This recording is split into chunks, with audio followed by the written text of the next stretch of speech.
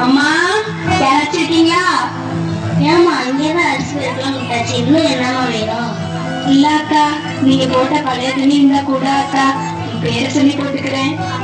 சரி சரி, அங்கே ஏமா யாரும் சொல்ல தர மாட்டேன்.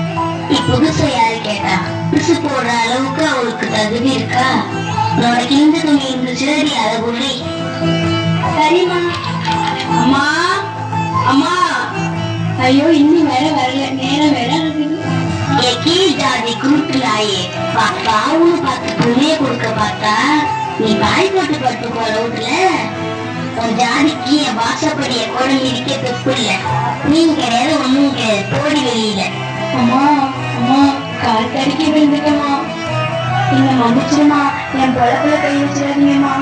போடி நாயே, இனி இந்த வீட்டுல உனக்கு துணி வாங்க தகுதி இல்லை. மாட